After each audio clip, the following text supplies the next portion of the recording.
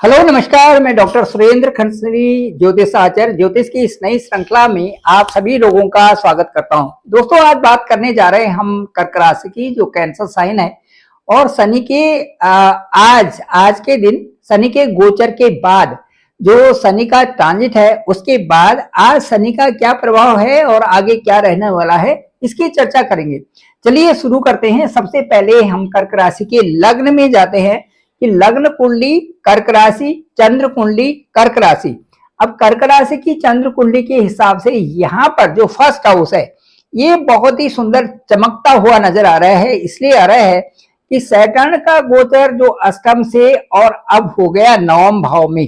यहाँ पर नवम भाव का मतलब है आपका लक रिफ्लेक्ट कर रहे हैं और दिखा रहे हैं कि आप अष्टम की जो मजबूरियां हैं उनको झेल चुके हैं। अष्टम की मजबूरियां कैसे कि जो कार्य हो रहे थे ना, उनमें अननेसेसरली विलंब आ रहा था। कई प्रकार के उसमें ऐसे प्रयोजन थे कि उन कार्यों को करने के बाद उलझन में और वो चीजें आपके एक समप में नहीं आ पा रही थी। कहने का मतलब वो टॉप लेवल तक पहुंचना में कई प्रकार की उलझने दिमाग में भी चल रही थी और साथ साथ में ऐसा लग रहा था कि ये कार्य किस तरह से ये हल होगा। मतलब आपकी ये जिज्ञासा थी कि जो आप कार्य करते जा रहे हैं, जो आपका बिजनेस है या जिस फील्ड में आप चल रहे हैं, उन इच्छाओं को पूरा करने के लिए आप पूरे समर्पण थे। समर्पण के बावजूद भी वहां तक, उस स्थिति तक, उस छोर तक, उस पॉइंट तक, उस एम तक आप टारगेट नहीं कर पा रहे थे। वो अब होने जा रहा है इमीडिएट। अब वो इमीडिएट कैसे होगा? क्योंकि ये जो अष्टम स्थान है, यहां से जो शनि है, शनि का गोचर हो गया है यहाँ पर, जो आपका नवम भाव है, जो आपका 9th हाउस है, जो आपका लक का हाउस है। अब लक के हाउस में यहाँ पर सैटर्न का गोचर हो गया। इसका मतलब है कि आपका जो फर्स्ट हाउस है, इसमें सार्थकता बनी हुई है। इसमें इस हाउस से आध्यात्मिक ऊर्जा भी आ गई है। इस हाउस से अपने को अच्छा एस्टेब्लिशमेंट करना भी आ गया है। और इस हाउस से ये भी आ गया है कि अब आपकी पुरानी वाली जल्दबाजी नहीं, अब आपको कार्यों में कैसे करना है और क्या प्रयोजन होगा, ये आपकी समझ में अब आ गया है कर्क राशि वालों की। क्योंकि जो 2.5 साल की अवधि थी, ये जो एक प्रकार से कल्याणी कह सकते हैं, इसको कल्याणी कह सकते हैं ढैया। कल्याणी ढैया का मतलब होता है कि जिसमें हम एक लर्निंग्स सीखते हैं, जिसमें जो कार्यों की जो कार्य जैसे कहते हैं कि कार्यों का भरमार हो जाना, कार्यों की अधिकता हो जाना, कहते हैं वहां पे हैवी वर्कलोड हो जाना। वो हैवी वर्कलोड के साथ में कार्यों का एमिंग न होना और उस पे एमिंग के साथ में टारगेटेड न होना, वो फिक्स न होना, वो सारी चीजें जब बहुत सारा काम हो जाता है तो बहुत सारे काम में कई प्रकार की उलझन हो जाती है कि सीधा रास्ता कौन सा मिले। वो यहां से शनि यहाँ पर जब गोचर कर रहे थे तो 2.5 साल की जो अवधि थी, ठीक कर्क राशि से कर्क चंद्र कुंडली जो कैंसर साइन है, इससे ठीक 8th हाउस में यहाँ पर शनि का गोचर था, जो कि 2.5 सालों से आपको परेशान कर रहा था। अब वो परेशान का मतलब मेरा ये है कि आप जूझ रहे थे, अपने कार्यों में जूझ रहे थे, कार्यों की सफलता देख रहे थे कि सफलता का मौका कब मिलेगा। वो सारी चीजें अब कंप्लीट हो गई हैं और वो ढैया का प्रभाव भी अब पूर्णतया खत्म हो चुका है। अब सैटर्न का गोचर आपके लक के हाउस में है। लक के हाउस का मतलब है कि एक ऐसी स्थिति आना जहां से ऐसा लगता है कि अब जो मेरा एम का, जो टारगेट का, जो अब मेरा बिंदु है, वो फिक्स होने जा रहा है और अब मैंने वहां पर पहुंचना ही पहुंचना है। ठीक उस मुसाफिर की तरह जो कि एक पहाड़ों में चलता जाता है और एक पहाड़ से दूसरे पहाड़ की छोर पर उसे कोई एक ऐसा प्रकाश दिखाई देता है जो कि दोनों पहाड़ों को जोड़ते हुए और दोनों पहाड़ों की यात्रा करते हुए आखिर तक वहां तक पहुंचाता है जहां पर कि वो छोटी सी लाइट उसको चमकती हुई दिखाई दे रही है। उस लाइट के जरिए वो वहां पहुंच जाता है। ठीक इसी प्रकार से कर्क राशि वालों के साथ में ये जो पीरियड था, ये जो अवधि थी, ये जो अंतराल था, इसने इसी तरह का दिखाया कि आपके अष्टम भाव से और नवम भाव के उच्चतम शिखर तक वो आपको पहुंचाएगा। और जो आपके लिए उच्चतम जो 2 पहाड़ की मैंने बात की थी, वो 2025, 2026 और 2027 का जो ये अवधि है, आपका लक का हाउस है, ये आपको उस बिंदु तक अवश्य ही पहुंचाएगा, ये तो कंफर्म है। अब चलिए इसके बाद बात करते हैं आपके सेकंड हाउस की। सेकंड हाउस का जो है, यहां पर सूर्य का घर है। सूर्य की जो इस समय जो गोचर चल रहा है, वो सूर्य का गोचर बहुत ही खूबसूरत तरीके से यहाँ पर देखिए, अभी आपके ठीक जो है नवम भाव से और उच्चतम की स्थिति में पहुंचने वाले हैं, ठीक आपके दसम हाउस में। यहाँ पर आपको एक पद, प्रतिष्ठा और वो चीजें मिलने वाले हैं जिसको आप कहेंगे कि यहाँ पर 1 महीने तक जो यहाँ पर सूर्य रहेंगे वो आपको कई कारणों से यहाँ आगे बढ़ने के लिए, विशेष करके आपके कार्यों में, विशेष करके आपके बिजनेस में, विशेष करके आपके उन दायित्वों की पूर्ति करा रहे हैं जो कि आपके लिए बहुत ही आवश्यक हैं। यहाँ पर सूर्य का उच्च होना भी आपके लिए एक बहुत बड़ी बात होने जा रही है। उसके बाद सूर्य का गोचर आपके एकादश भाव में, जो इनकम के स्थान में, यहाँ पर भी बहुत सकारात्मक परिणाम देने वाले हैं। आपको क्या करना है कि सबको साथ में लेके चले, फ्रेंडली टू योर फैमिली। अपनी फैमिली को बहुत तवज्जो देने की आवश्यकता है, उनसे साथ में बात करें और साथ साथ में अपने कार्यों को आगे बढ़ाते जाएं। इस तरह से ये आपका सेकंड हाउस बताता है। उसके बाद थर्ड हाउस में आते हैं, तो थर्ड हाउस के जो लॉर्ड हैं वो है बुध, और जो आपके जो 12th हाउस के लॉर्ड हैं वो भी बुध है। लक्ष्मी नारायण का योग यहाँ पर बन रहा है ठीक आपके लक के हाउस में। इससे बड़ी चीज और क्या हो सकती है। हाँ, थोड़ा राहु का प्रभाव आपको जरूर देखना पड़ेगा। तो क्षमताओं के साथ में जो आपके कैपेबिलिटीज हैं, जो आपके वर्क के मेथड्स हैं, उनको साथ में लेकर के किसी तरह के डॉट ऑपरेट और आगे बढ़ते जाएं, अपनी प्रबल इच्छा शक्ति के साथ में आगे बढ़े। तो मुझे लगता है कि ये जो स्थान है केतु के यहाँ पर होने से आकस्मिक तौर पर आपको प्राप्तियां होंगी। अब उसके बाद आते हैं आपके 4th हाउस में। 4th हाउस के जो लॉर्ड हैं वो आपके 4th हाउस में 7 है यहाँ पर डिजिट। 4th हाउस के लॉर्ड हैं वीनस।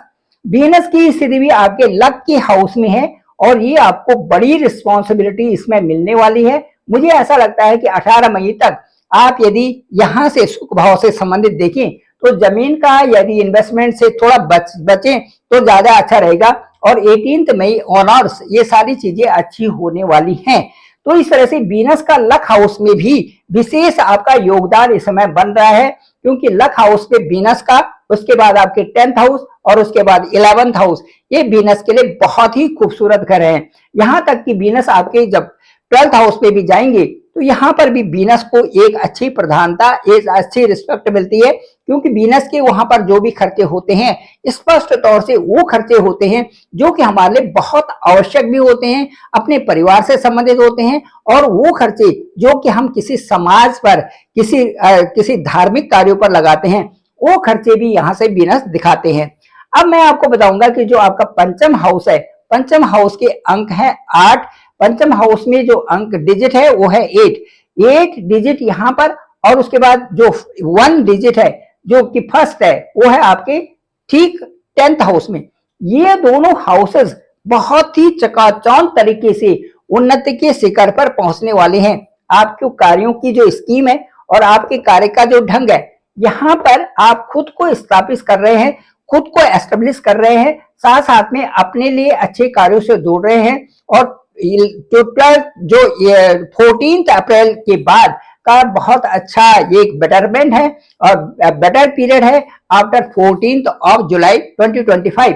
इसके साथ साथ में जो 10th हाउस में है, यहाँ पर भी ये आप नकारात्मकता से बचें, और जो आपको स्पष्ट रूप से आगे बढ़ने के संकेत दे रहा है, पिता और बॉस, इनके साथ में आपका एक अच्छा सा व्यवहार होना बहुत जरूरी है, ताकि कार्यों को आप अच्छी गति देकर के आगे बढ़ा सके।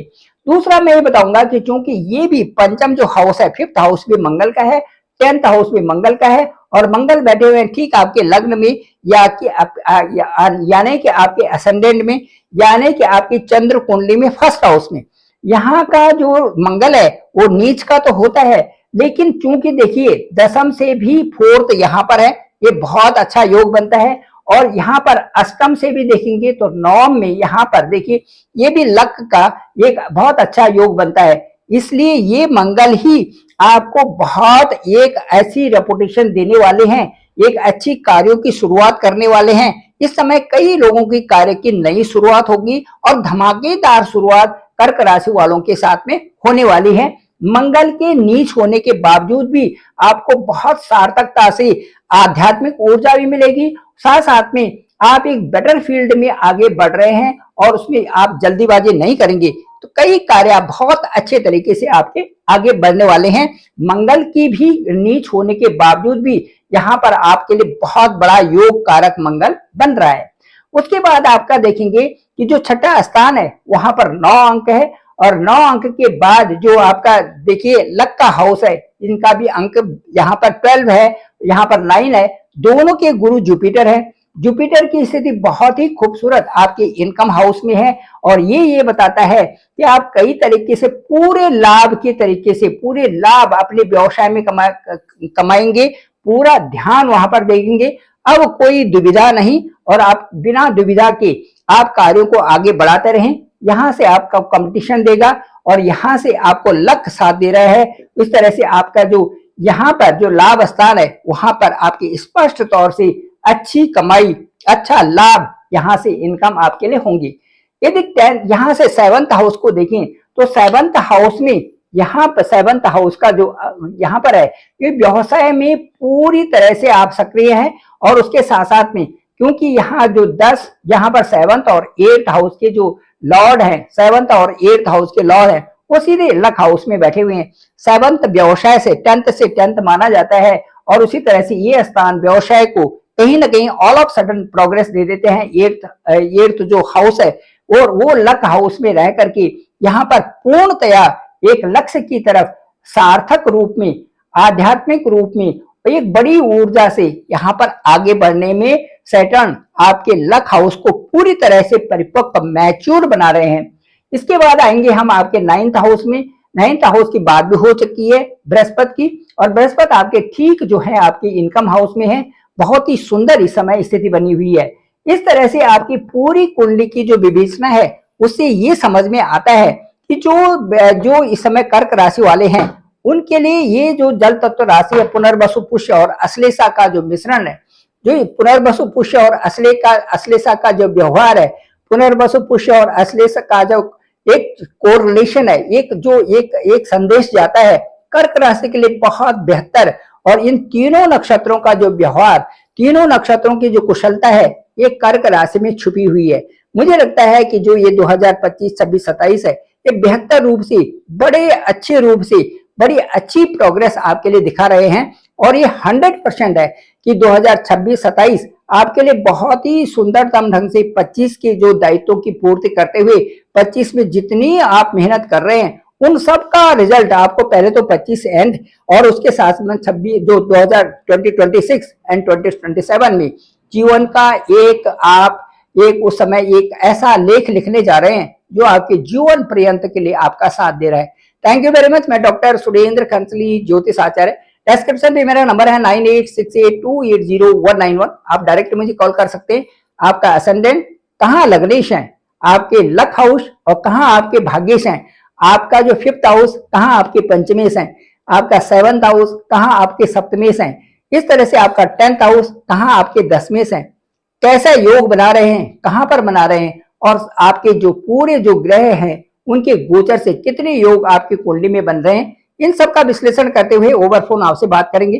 मुझे लगता है कि मुझे जो भी अनुभव है मैं आपके सामने रखूंगा, आपके सभी प्रश्नों का समाधान करेंगे और आपसे जरूर बात करेंगे।